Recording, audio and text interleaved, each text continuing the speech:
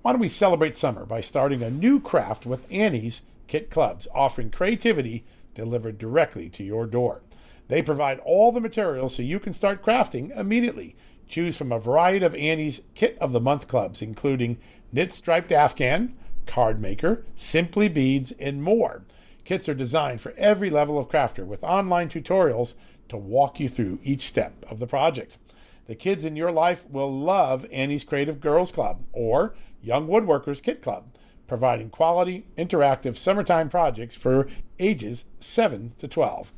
Annie's has over 60,000 five-star reviews, with one member writing, "I've been a member of Annie's Kit Clubs for quite a while now and absolutely love my kits and video instruction. Highly recommend to anyone wanting to learn a fun, relaxing craft." The creative possibilities are endless. Subscriptions are month to month, so you can cancel at any time. As a special offer, get your first kit for 75% off. Go to annieskitclub.com/justnews. One more time now, annieskitclubs.com/justnews. This is perfect for the kids, the grandkids, heck, even yourself. Check it out now at annieskitclubs.com/justnews.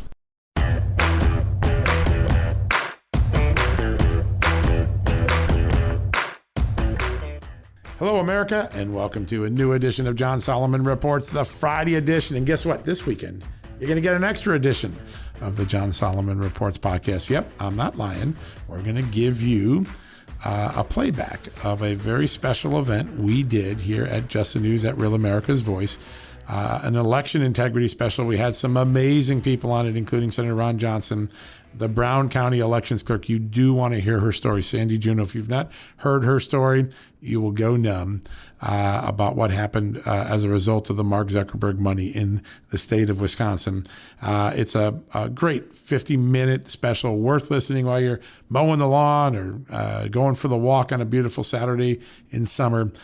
So we'll have a Saturday edition. Today, we're going to do two things. We're going to scratch a little bit at election integrity here. We've got a great guest. Jacqueline Timmer is here. She runs the American Voters Alliance, and she's been doing a lot of the spade work, the groundwork, the FOIA gathering, the fact gathering, the witness testimony in states where irregularities occurred, like Mark Zuckerberg's money sidelining career election officials, like the things that were turned up in Georgia recently, in Michigan. All the places we've gone. Jacqueline's going to give us a quick update on all the developments, all the fact developments. These are facts, not suppositions, not guesses, not theories, all the facts that she and her team have dug up. And in many cases, we at Just the News have confirmed those facts and been able to write very important stuff. It's important work because, it's more than just the 2020 election that's at stake. The future of voting, how we count votes, how we assure the voters that their vote matters. That's why you should turn out, because there's no shenanigans. Important stuff, and we're so glad to have people out there turning that up and making it possible for us. All right, and then we're going to do something very special. We have a great partner. They have a great seafood product. I want you to close your eyes and pretend for a second you're on the shoreline in Alaska. You hear the waves crashing. You're getting hungry for seafood. Yep, we're going to tell you the story of one of America's great seafood companies out in Alaska. They're a partner of Just the News. We've got their founder here. An amazing family story.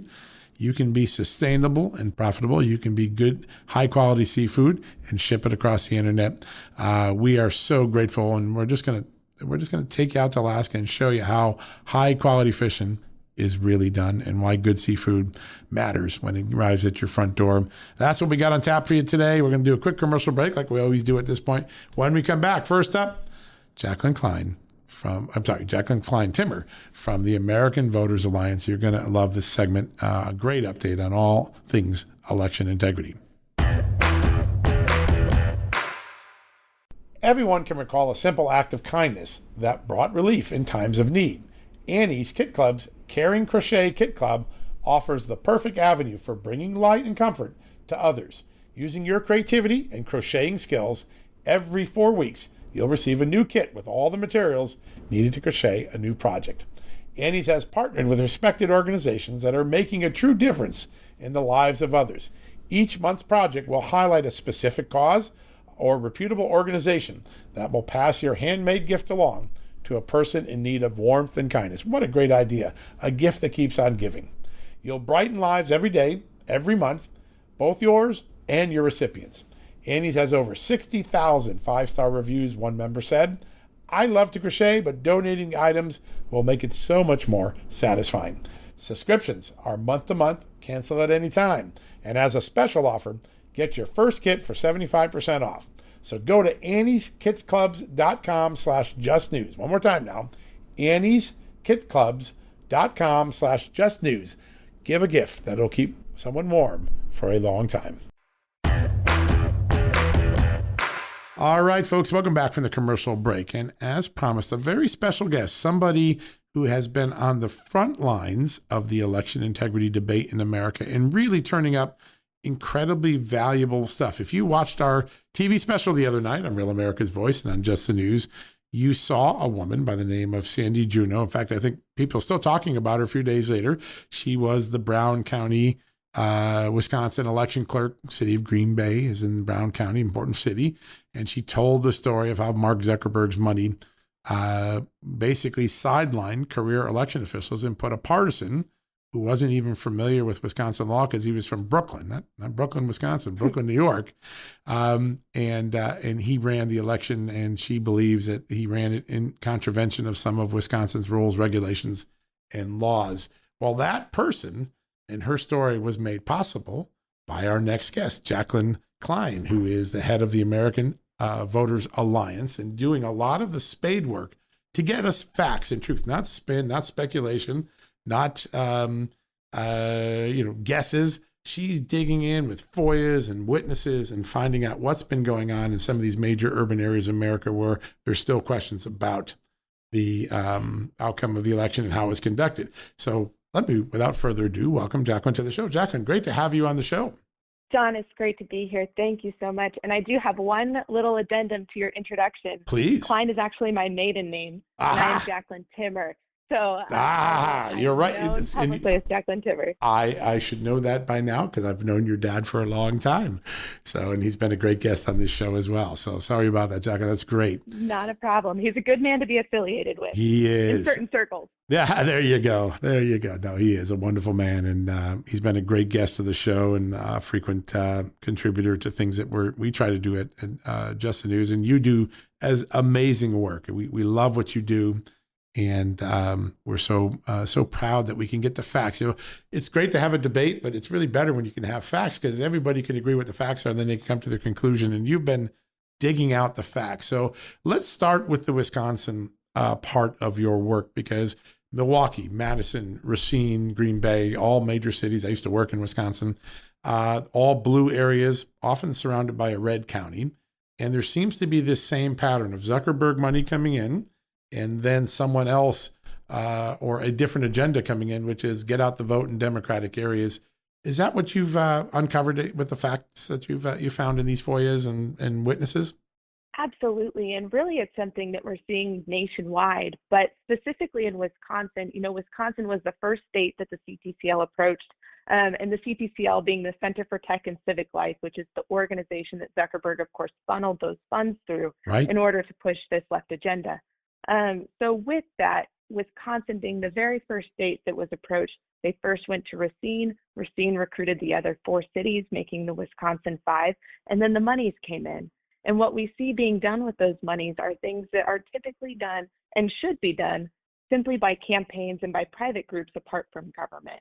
And so, of course, you know, my dad, Phil, has talked about this, but the concerns of that data sharing back and forth of private sensitive voter information and that being used for a turnout the vote effort with geofencing, with ballot harvesting, and things that are done contrary to Wisconsin law. And then, of course, there was the clawback clause from the CTCL that made those city municipalities beholden to the CTCL grant rather than the Wisconsin Elections Commission. Wow. It's really remarkable. I mean, we literally privatized to partisans the job of what is supposed to be independent election referees. And I was struck by the words that Sandy Juneau used. I think her parting words were, if we allow this to happen again, we'll never again have election integrity. That is such a powerful statement from someone who ran 23 years of elections as a pro, as someone who knew how to run an election. When you look back now, is this model that you've now fully documented in Wisconsin, are we seeing it in other places? It seems like it's hinted at in Georgia. We saw Georgia get money like that. We saw Detroit get big money, like 7.4 million. And we saw Philadelphia get money. Is this a pattern that is now coming across the country into these big urban areas? It's absolutely a pattern. And to play off Sandy Juneau's statement, I 100% agree with her. I think there's so much value in citizens standing up to this, presenting the FOIA requests and asking the hard questions. But what's happened through this is a fundamental restructuring of our election system to a centralized government. It's moving away from a constitutional republic, and it's being ran, as you said, by private organizations. And so what we're seeing with that, of course, in Wisconsin, we have data sharing. So you mentioned the gentleman from Brooklyn who was in the counting center and had the keys. That was 100% true. But he also had access to private voter roll information so that he could track which ballots were coming in and from which wards, and then be able to respond to that with geofencing campaigns to turn out the vote. That type of information, that sensitive information, has not been shared in that way before, and it was shared with Democrat operatives who were closely tied with the Obama administration. We also see that in Philadelphia, where literally Governor Wolf's campaign has access to the front end of the voter roll to add new voters. Over 80 leftist organizations have that direct access to the poll books. Wow. And then in Georgia as well, we're seeing a lot of, private data sharing agreements. I'll hop back up to Michigan for a minute and then I'll wrap up this point. Governor Whitmer in Michigan, she is the prime example for so much of what is taking place with executive overreach, as we all know.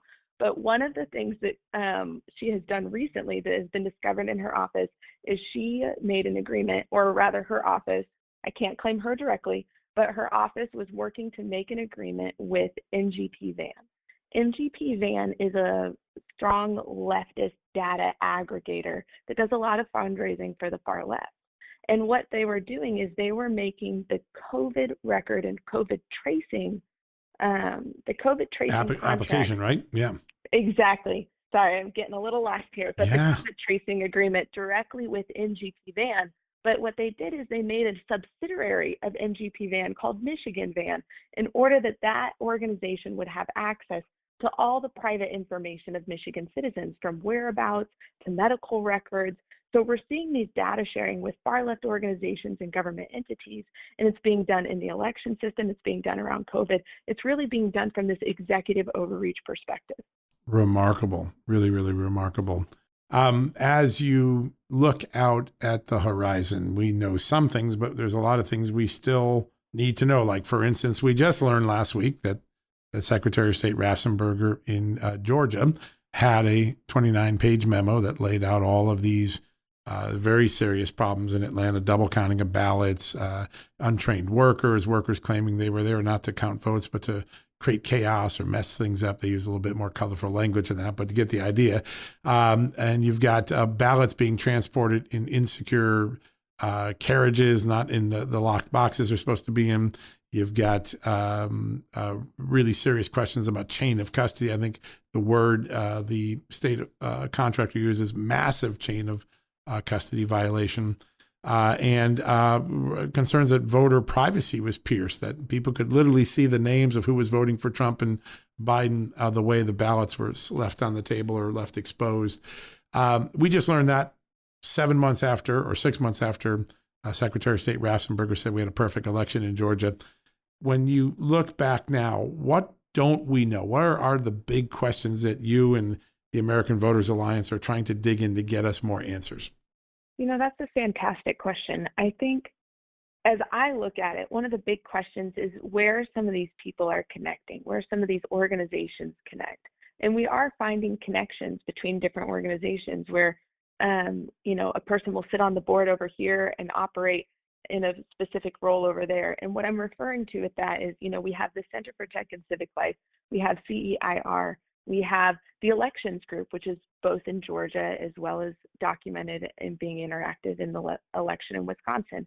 We have these different organizations that are more or less functioning as a single machine. Sure. And it's everything from graphic design of the ballot design itself, all the way to ballot harvesting, as well as administering the election and cutting out the clerks, as we see in Wisconsin. So they're bringing these groups as one entity that are all flowing in unanimity, but they operate in different functions of the election process. And so understanding the relationships between those groups, where that originated, and we are tracking some of that, and this goes back 10 plus years. Of course. This is not that's the key. new. It does go back 10 plus years. It's years. been catalyzed by COVID. Yeah, there's no doubt about it. It's irrefutable. It's a remarkable thing. As we dig further into the learnings of this, and there have been some early laws, right? We've got the Georgia reform law. Arizona's doing it piecemeal, but they're getting individual things in. You've got Texas at the governor's calling back legislators, and this time they're going to pass it. He said they're not leaving Dodge until they get their election reform done. Do you feel good that legislators, for the first time, who might have been a little bit asleep at the switch, not realizing that they had the power to put a stop to things during the 2020 election, do you feel heartened, or are you worried that legislators aren't doing enough to address the sort of vulnerabilities and under the table rule changes that occurred without legislatures signing off on them? A couple thoughts on that. First is we had decent election laws to begin with. A huge part of the problem is that the laws were flagrantly violated. That's right. And that's important to distinguish from fraud. Whether or not a person believes fraud occurred, fraud is something that's proven over time. Right. But we have definitive proof that this was a lawless election. And then that begs the question, well, why? Why were these laws flagrantly violated? Yeah. So with that, we had laws in place that were flagrantly violated. Creating more law isn't necessarily the solution, but it can be valuable in clarifying the language, because accompanying this crazy shift in the election process, we also have a shift in language. And one of the things that we've been coming up against is, how do we interpret the law according to its original intent, rather than just breaking down the language into these isolated words. For example, a drop box is not the same as a clerk. That's and right. Yet there's a debate taking place about whether that is the case. Or if a poll watcher is in the building and they're there to observe the ballots, my dad uses the example of the Republicans are put in the cheap seats. They're not able to see what's going on. And the argument is, well, they were in the place. Well, Earth is a place, Michigan is a place. So we have this breakdown of language that's occurring simultaneously. So I believe that, adding legislation can create value in clarifying that language.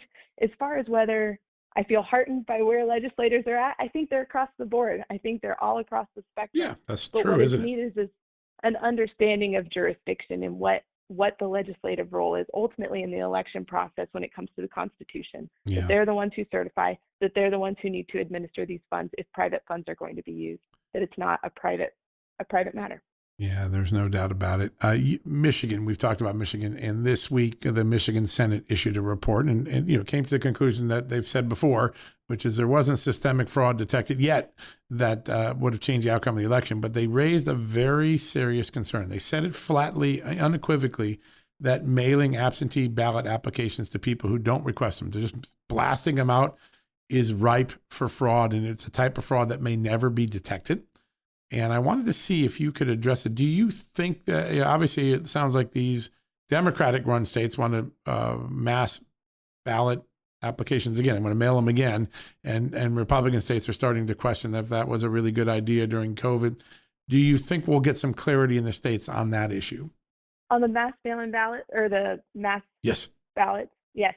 I think it's an easy issue to address as opposed to private funding. So it's very clear, it's very in the face, and I do think that states are beginning to move on that issue.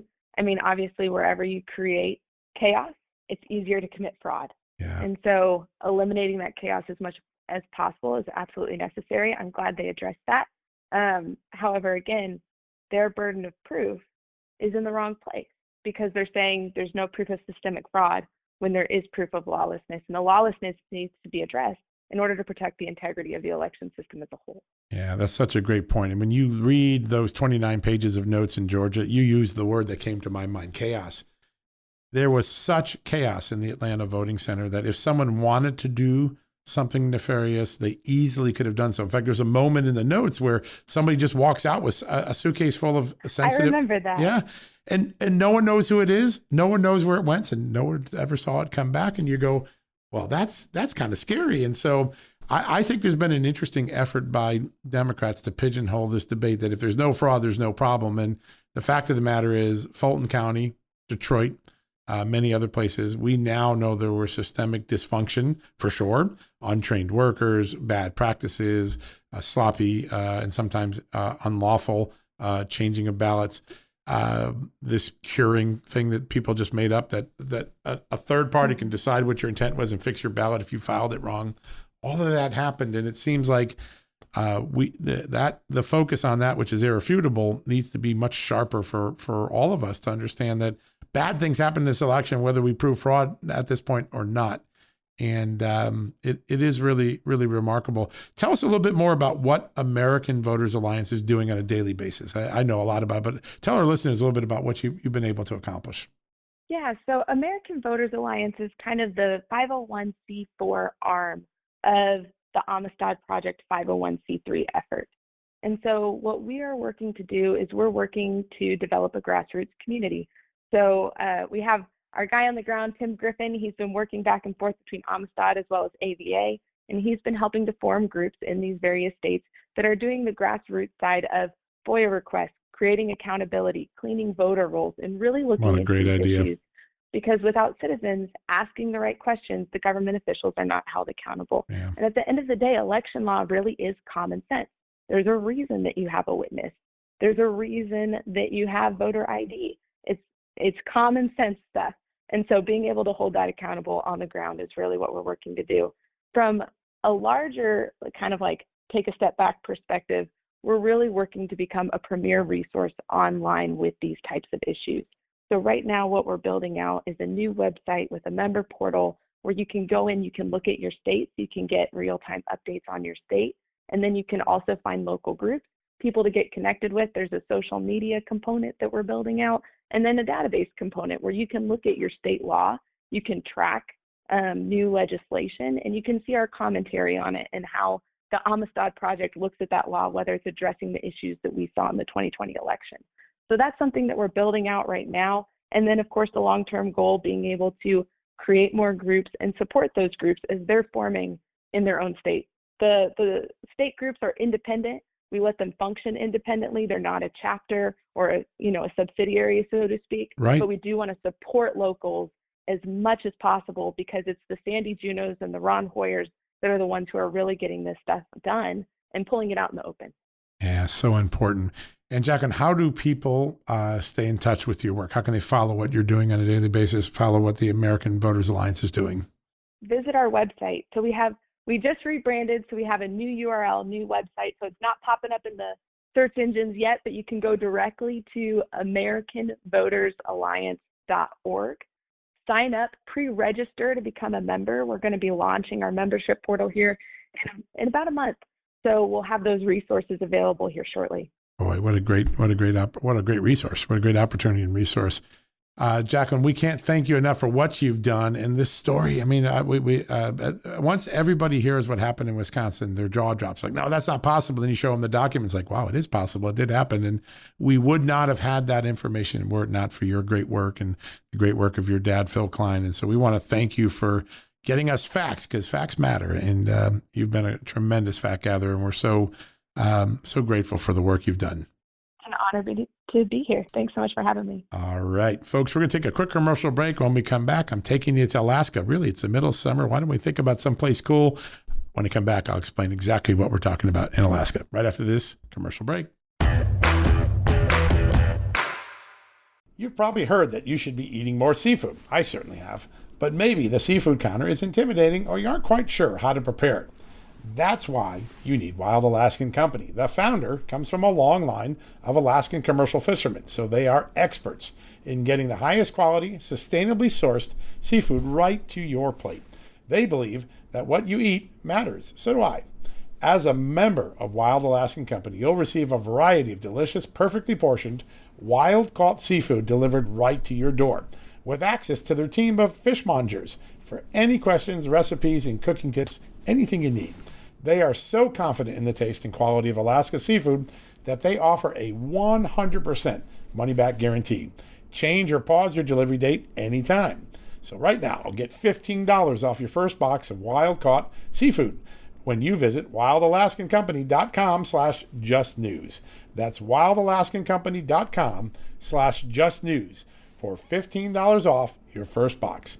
One more time now, wildalaskancompany.com/justnews. One more time, wildalaskancompany.com/justnews. All right, folks, welcome back from the commercial break. And as promised, a very special guest with a great story of entrepreneurship, family business. This is one of those stories that inspire you when you're an American. And joining me right now is Aaron Kallenberg from the great company, Wild Alaskan Company. You've heard me talk about them lots. They're one of our great partners on this show. But beyond their product and the opportunities they give us as listeners and readers, they have a fantastic family business story. And sometimes I love when I fall in love with a business story, just to share it with you all. And so, Aaron, I want to welcome you to the show.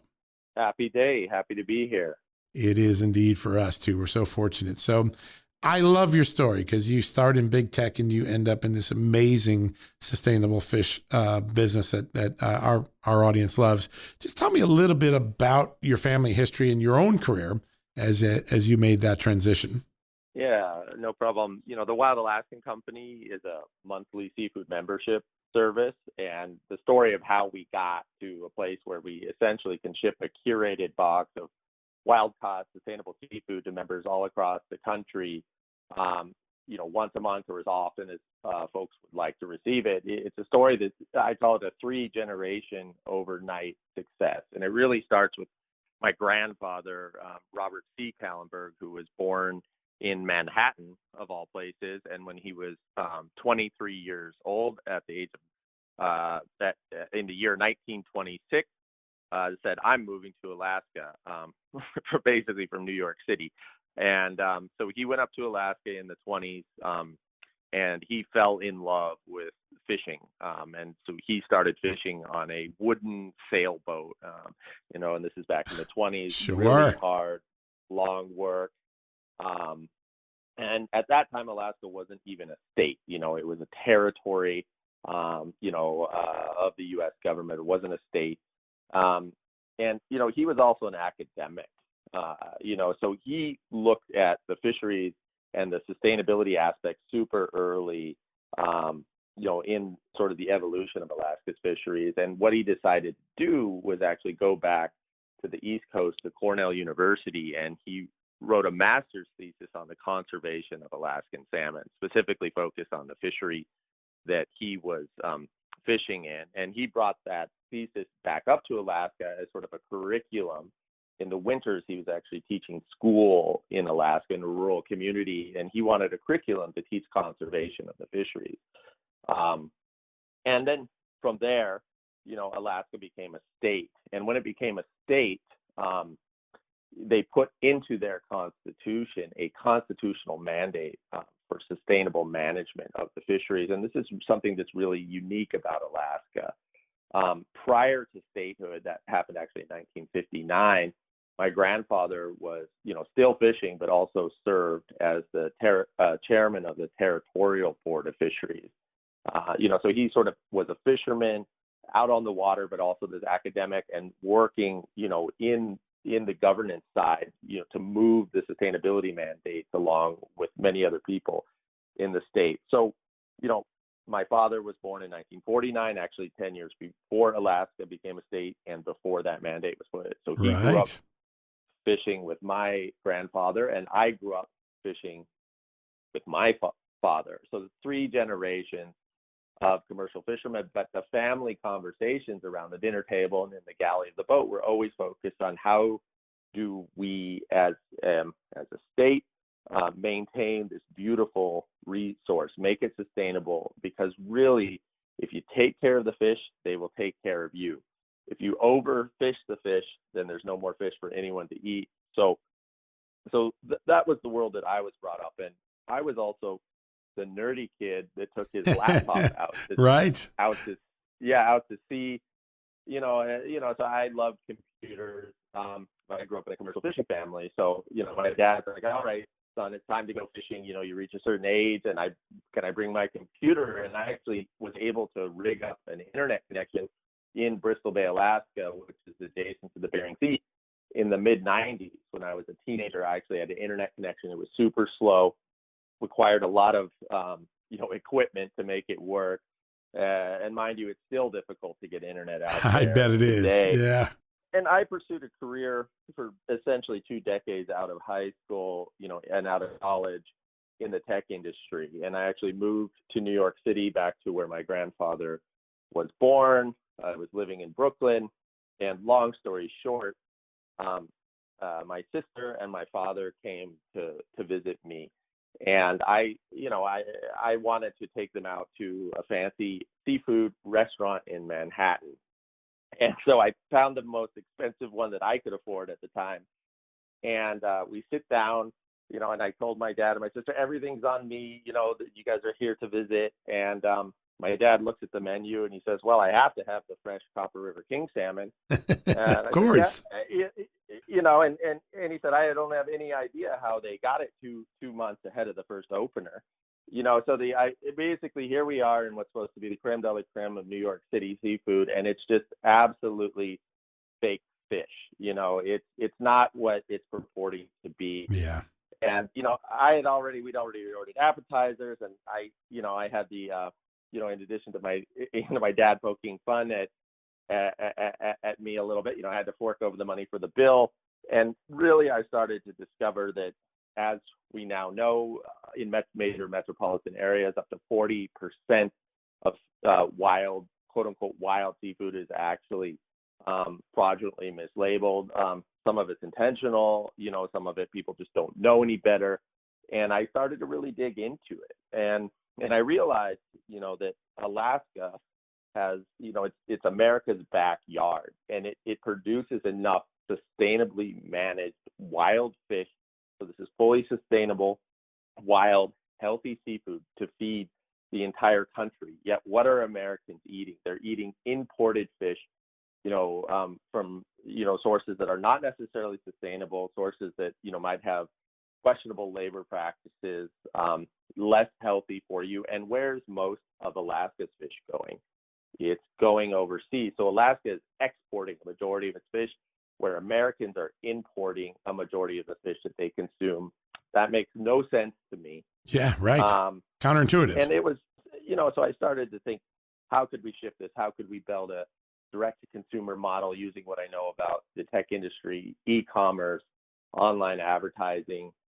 And it was still a few years before I gained the courage, to start the Wild Alaskan Company. Finally, I turned to my wife, and I was working in the tech industry in New York City, nice, stable job. And I said, I'm going to quit my job and I'm going to sell seafood on the internet. And she kind of cocked her head sideways and looked at me and said, okay, and yeah. Big Wild change. Alaskan was off. Yeah. Well, and so we were off, in the early days, we had one fulfillment center, in the middle of the country. So we brought the fish down via freight. It was processed, caught in Alaska, brought down, to what we say the lower 48. And Wild Alaskan has since grown to 8 fulfillment centers, 7 frozen fulfillment centers, 1 dry goods facility. So what we're doing is we're bringing this healthy, sustainable Alaskan seafood from America's own backyard directly to the major metropolitan areas around the country, right? So so that we can ship it to your doorstep within 1 or 2 days on dry ice. You receive it; it's all frozen at the peak of freshness, individually portioned, comes in a box. Great for a family of 4, or we have a smaller pack that works great for couples. Pull it out of the box, put it in your freezer, and then you pull out these individually portioned, easy meal prep pieces, thaw them out, and you've got a great, healthy seafood dinner anywhere that you live in the country now. That's amazing. What a great idea. And what's so interesting to me There are lots of places where people have a business, have a relationship, but you've turned this into a club. It's a family. You're getting recipes, you're getting advice, you're getting a monthly surprise, which I love. Talk about how you went about creating not just a business, but an entire community. Yeah, I mean, the community aspect is so important, and that's a really important point. Nobody is a customer at Wild Alaskan. They're all members, and the membership comes with that connection not only to the Kallenberg family. My wife actually sends a weekly newsletter to all of our members, and she calls it her love letter, to the members. And my God, we get responses back every week. We love talking to members, but we also have a great recipe curation program. We have a really active blog. We have a phenomenal staff that goes through what we call Fish School, which is a multi-week training program that teaches them about the history of Alaska seafood, harvest methods, sustainability, and cooking techniques. How cool is that? Via our 1-800 number, our live chat on our website or mobile device, and email, you can reach out, and we really are your personal fishmonger. That's the idea. Is America no longer really has that corner fish market. That was all replaced with the industrial food system. What happened was you used to have the local catch. You knew your fishmonger, and then with the industrialization of the seafood industry, essentially we started importing all of our fish from a majority of it, 90+% of it from foreign countries. Yeah. And we lost that relationship to the personal fishmonger. We lost that connection to the sea. And it became, imported fish at a fish counter in the back of a big box store. Yeah, right? Exactly. So we're reintroducing the idea of the personal fishmonger. We don't sell anything other than wild caught sustainable seafood. And we do that with that high touch point. We want to teach you how to cook it. We want to teach you how to thaw it. We want to give you new recipes. And we want you to see our lifestyle. We want you to hear from the family, get the pictures of me and my wife and my son, out on the beach in Alaska, et cetera. And it really is, I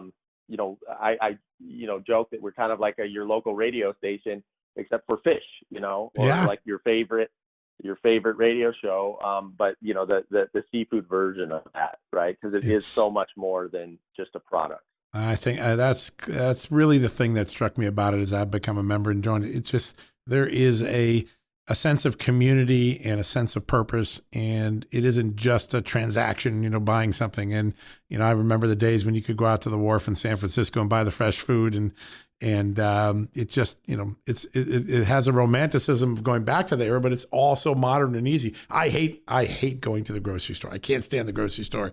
And it's just so nice to have the fish at your door, and you put it in your freezer and you're on there grill in the afternoon. And you've created something that has like all the coolness and hipness of Amazon, but that romanticism of that moment when you knew the guy at the wharf who was cutting your fresh fish for you. And it really is a remarkable experience. I'll say that. It's really something. Well, thank you very much. Yeah, and just a note, when you talk about the purpose, and this is something a lot of people don't know, but Wild Alaskan is actually a public benefit corporation, and we made the conscious decision to convert the corporation to a public benefit corporation, and with our explicit mission of accelerating humanity's transition to sustainable food systems. So we've written this into our charter, similar to the way that Alaska.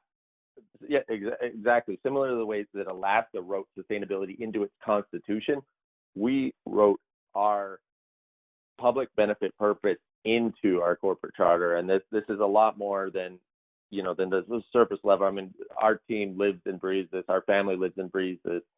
It's our entire life and our livelihood, and we're so happy and grateful to be able to share it with the country.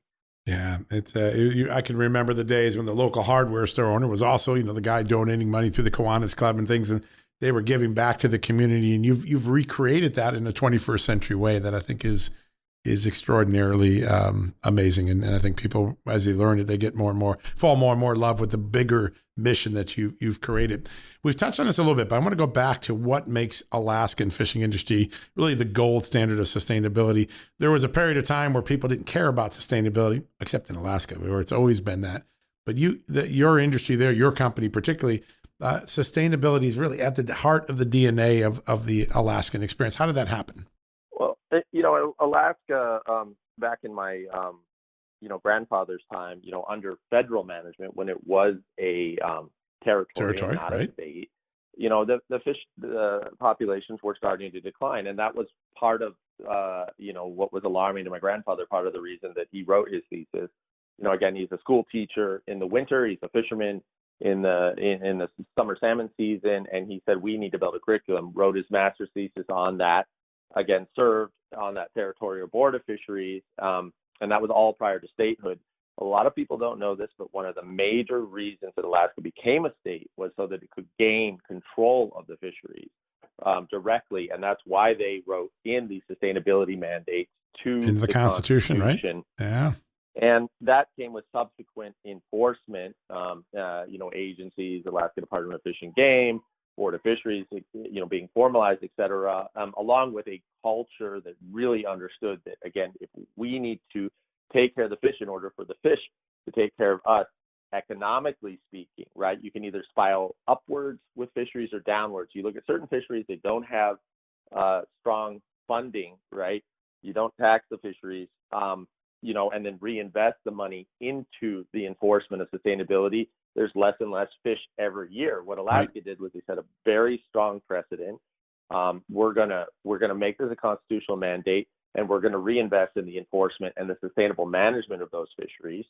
And so the fisheries started to rebound, and now we have what's considered the global gold standard for sustainable fisheries management. The proof is in the pudding with the numbers and the economic value that is generated for the state. It's the second largest industry after the oil industry in Alaska. Yeah. Over 5 billion pounds of sustainably harvested seafood come out of Alaska's oceans every year, and that's sustainable. I really want to emphasize that those fish stocks are renewable. They're not taking more than they can reproduce, right? Yeah.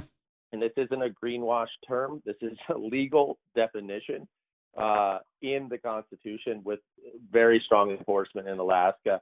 And it proves that you can have a relationship with Mother Nature if you act responsibly. And frankly, a lot of other fisheries around the world don't do this, and they're paying the consequences. You can look at fishery. So it's important as consumers that if you are going to eat seafood, you want it to be healthy, you want it to be sustainable, you want to encourage this upward spiral, not this downward spiral, and look for fisheries such as Alaska's fisheries that really do encourage that. I don't know of another state or country that has actually enshrined these principles at such a legal level. Again, it's very easy to say this is sustainable. Build a consumer group, put a rubber stamp on a piece of fish and say this is sustainable. It's a lot harder to do what Alaska's done because the proof, again, is in the pudding. You can pull up the numbers, they speak for themselves. You can look at the graphs. After statehood, you saw those fish stocks rebound, and they've been able to sustain in a way that, again, is feeding a large swath of the world. And the shame is, why aren't Americans eating this fish? They don't know any better, and we're trying to change that. Yeah, well, you're doing a great part to get that narrative to people, and so they understand the bigger mission as well as the great product and the great community you've created. Some of the fishing industry is now romanticized on television. We have these shows of Greatest Catch, things like that. But what do you think is one of the most common misconceptions about the industry at large, and even specifically what goes on in Alaska? I mean, I've been in it for so long, sometimes it's hard to, common misconceptions. I think that probably that all fisheries are created equal, that's a big one. And we just sort of touched on that. You can't talk about commercial fishing without talking about the species, the harvest method, and the location. Again, is it in Alaska? It's much different than, another part of the world. I think another big conception is, most people that commercial fish, in my experience in Alaska in particular, and again, I don't speak on behalf of the rest of the world, but they are in it. They're in it as a the fishermen and women that run the boats, they're often being passed down generation to generation. They're not doing it for the money. They're doing it because that is their life. That is where their heart is. And they care about the fish they care about the sustainability up in Alaska. They don't know anything different. My dad, when I was growing up, he always used to say, if we really wanted to go make money, we'd be in real estate or the stock market. This is a lifestyle. This is a lifestyle that literally people put their lives on the line to do because they love it and they care about the fish and they care about the relationship with the food system. And you find that kind of culture in Alaska in particular. And I think that, again, the romanticization of, the hard work and all of that, that's there. But really, the motivation, you can feel it when you're up here, Sure. interacting with the community. I was blessed. I had an uncle that in the 70s just moved out of the rat race of New York City and just plunked himself into Alaska, started a little community himself, a sawmill. And there is a ethos in Alaska unlike anything else in the world. And the connection between nature and land and people is so strong. And you can see it in a movie, you can read it in a book, but when you get unseen in Alaska, it becomes so real. And all of a sudden you understand, you have to experience it to fully understand it. And I think you guys have that, right at the core of your DNA of your company, which is amazing. I always like to ask this question, which is, because all of us at some point in our mind, I think we're going to be an entrepreneur. We could have been an entrepreneur. We might be one in the future. What is your favorite lesson learned? What was the biggest lesson you learned? Biggest challenge maybe when you were there, and also your most unexpected success. So what was your hardest thing? What was your surprise success as you were going about being an entrepreneur with this great company? Yeah, that's a great question. I was terrified to start the Wild Alaskan Company, and from my perspective, making great money, married, trying to have a family. Right. At the time, my wife and I, our son was not yet born. No real reason to risk it all, and we really did, spend all of our savings to get this company going. And for me, it was, the fear of not doing it finally superseded, the fear of regret at the end of my life. Could I have done this? Could I put a dent in the universe, in the industry that I really care about, that I grew up in? That fear of, dying with that regret finally superseded that massive fear of failure. You turn to your wife and you say, I'm going to sell frozen fish on the internet, frozen seafood Right. on the internet. Yes. That doesn't sound like, Yeah. at face value. Sounds kind of scary, actually. Yeah. It's terrifying when you compare it.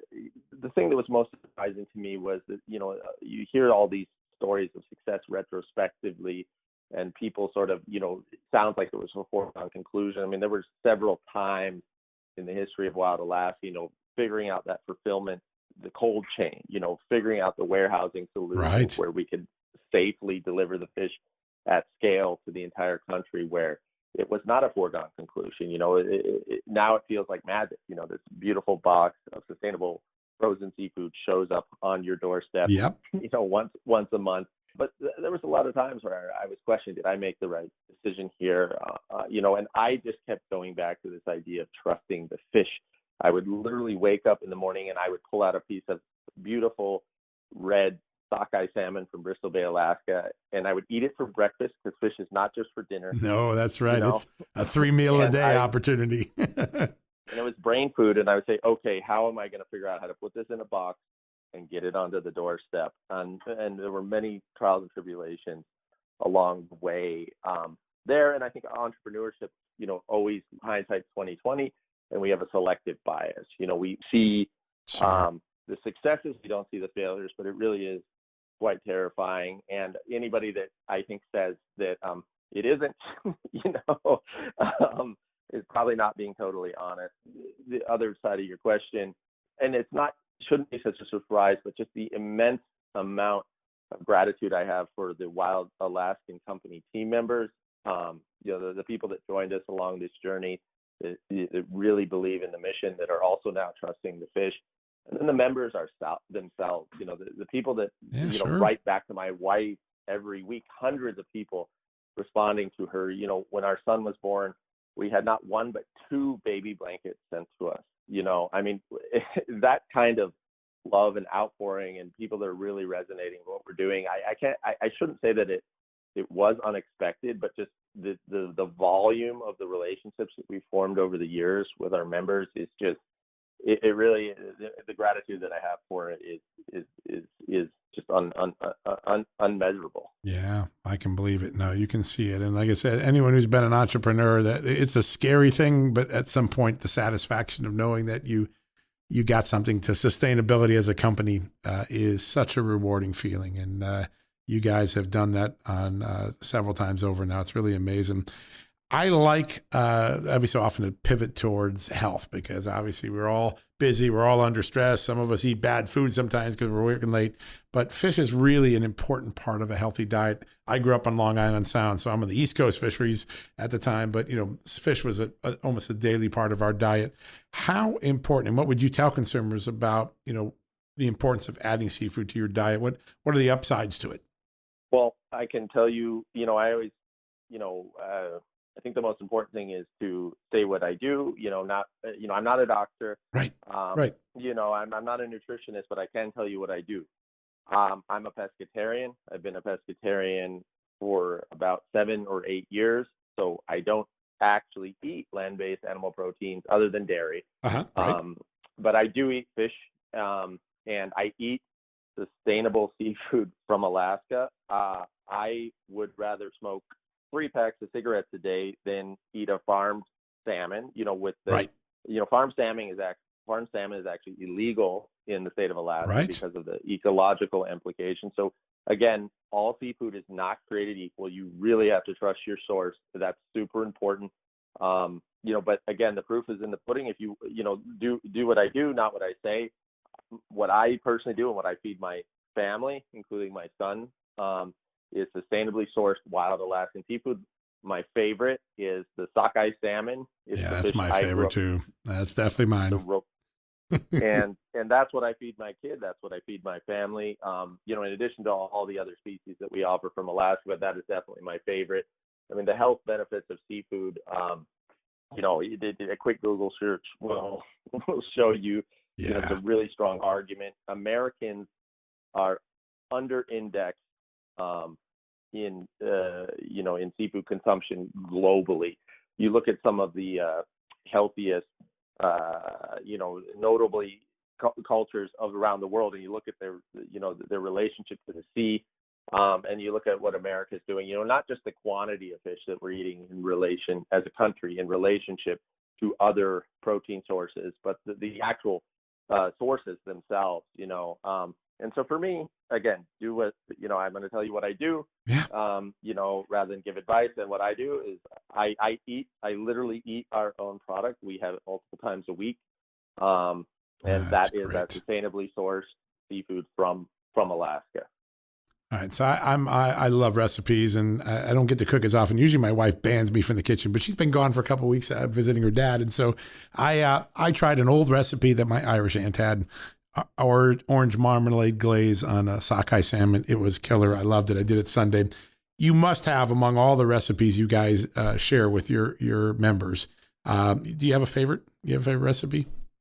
This is funny, and I do. Again, coming from someone that grew up on a commercial fishing boat, where what are we having for dinner, lunch, and breakfast? Well, it's got to be fish. Full of fish. And the thing is, a lot of people think that seafood is this fancy, luxury protein that we have when we're trying to eat healthy, and that might be true. Yeah. If you're on a diet, you want to order the fish, at the restaurant. But seafood is great, for different meals, and also it doesn't have to be super, exclusive or special, especially if you're eating every day. I mean, I'm not afraid to admit it. Like, my favorite thing to do on the boat, you catch a sockeye salmon, fillet it up right there, roll it up, and have a fish sandwich. Yeah, sure. That's what we would always do on the boat. You got your burger buns, tomatoes, and nothing special, but it's just so delicious, as a substitute for what would normally be a different animal protein, and that's just what, it's super quick. I always joke, I'm not a great cook. My wife is a phenomenal cook. Same here. I can't really cook anything except for seafood. And I can tell people, a lot of our members, the issue they have is they think they can't cook fish. I can tell you, somebody that's not a great cook, fish is the easiest thing in the world to cook. It really is. Fast. The thing with wild salmon in particular, the one trick I'll tell everybody, if you're used to eating farm salmon, it's a lot fattier because those fish aren't allowed to swim. Right. They're kept in pens all day, so they get fat. A wild salmon is leaner. It's very robust. It has less fat, so it cooks faster. So people that order our box for the first time get the salmon. Oh, I didn't like it. It was too dry. Well, how long did you cook it for? Yeah, that's the key. I cooked the normal amount that I cook salmon. Well, if you're not used to cooking wild salmon, you do not have to cook it for as long as you would cook, a farm salmon. And most consumers have really no experience with cooking wild fish. And once you do, and once you nail it, which is not hard at all, you'll be blown away by the taste and the flavor. And again, super simple. Put it on a fish sandwich, and you're good to go. Yeah, it's really true. And I'll tell you what, I've been eating fish for my whole life. And like I said, grew up in a place where we go fishing every weekend.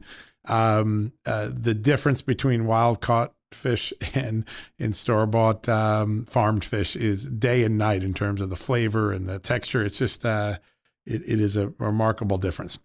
All right, I got one last question I wanted to ask you, because I've seen this on the packages and on the thing. And I'm just curious, when you came up with the motto "Fed by Family," where did that come from? The truth, as I said, I call it a 3-generation overnight success. I mean, I'm standing on the shoulders of my grandfather, may he rest in peace, and right. My father, who's in his 70s now. They've laid, the groundwork, so to speak, for this.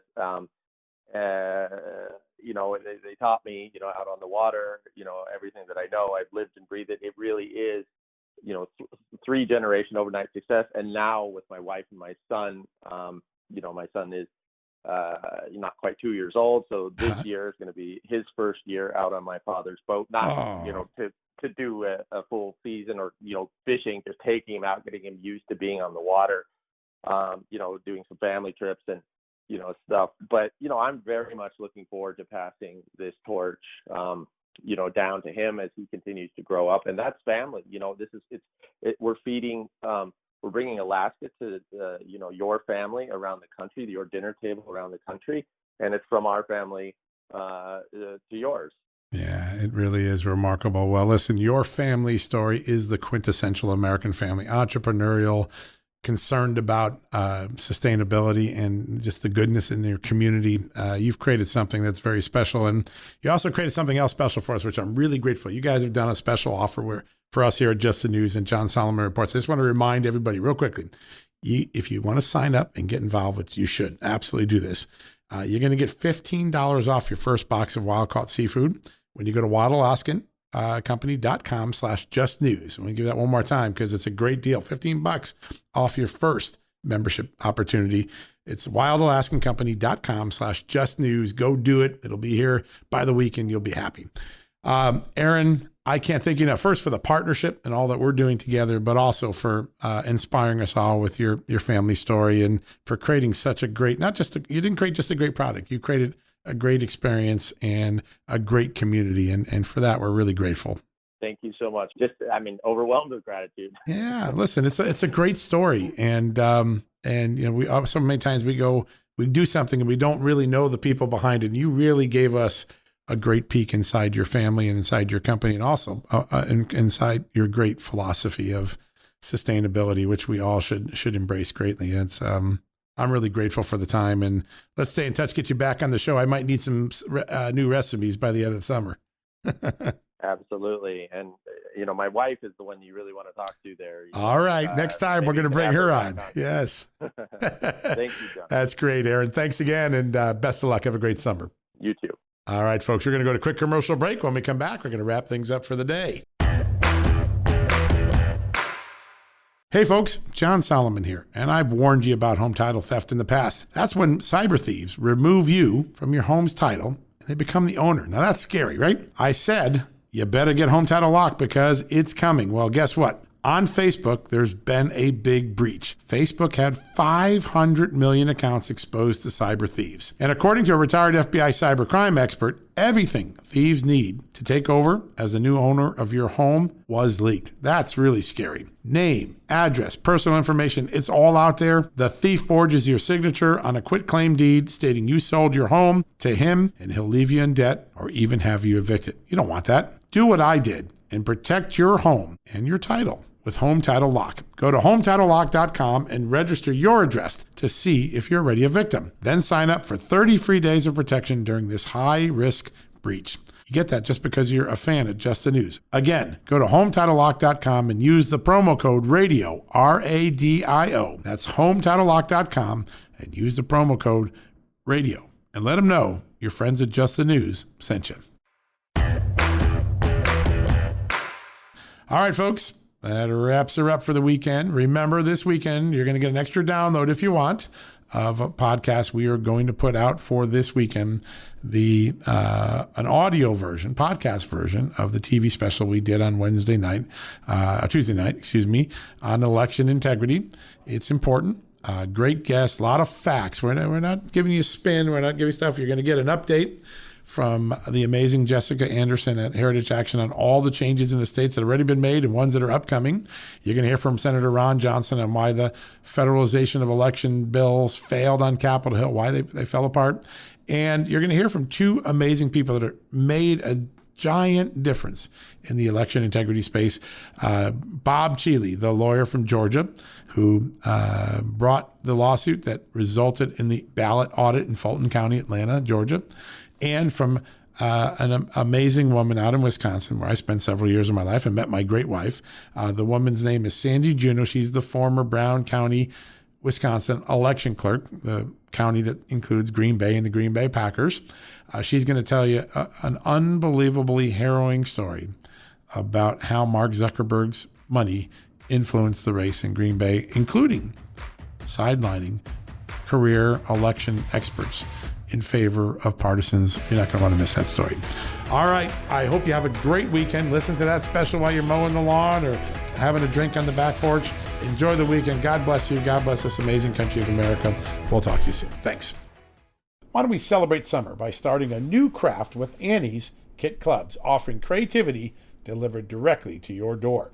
They provide all the materials so you can start crafting immediately. Choose from a variety of Annie's Kit of the Month clubs, including Knit Striped Afghan, Card Maker, Simply Beads, and more. Kits are designed for every level of crafter with online tutorials to walk you through each step of the project. The kids in your life will love Annie's Creative Girls Club or Young Woodworkers Kit Club, providing quality, interactive summertime projects for ages 7 to 12. Annie's has over 60,000 5-star reviews, with one member writing, "I've been a member of Annie's Kit Clubs for quite a while now and absolutely love my kits and video instruction. Highly recommend to anyone wanting to learn a fun, relaxing craft. The creative possibilities are endless. Subscriptions are month to month, so you can cancel at any time. As a special offer, get your first kit for 75% off. Go to annieskitclub.com/justnews. One more time now, annieskitclubs.com/justnews. This is perfect for the kids, the grandkids, heck, even yourself. Check it out now at annieskitclubs.com/justnews. You've probably heard that you should be eating more seafood. I certainly have. But maybe the seafood counter is intimidating or you aren't quite sure how to prepare it. That's why you need Wild Alaskan Company. The founder comes from a long line of Alaskan commercial fishermen, so they are experts in getting the highest quality, sustainably sourced seafood right to your plate. They believe that what you eat matters. So do I. As a member of Wild Alaskan Company, you'll receive a variety of delicious, perfectly portioned, wild-caught seafood delivered right to your door, with access to their team of fishmongers for any questions, recipes, and cooking tips, anything you need. They are so confident in the taste and quality of Alaska seafood that they offer a 100% money-back guarantee. Change or pause your delivery date anytime. So right now, get $15 off your first box of wild-caught seafood when you visit wildalaskancompany.com/justnews. That's wildalaskancompany.com/justnews for $15 off your first box. One more time now, wildalaskancompany.com/justnews. One more time, wildalaskancompany.com/justnews.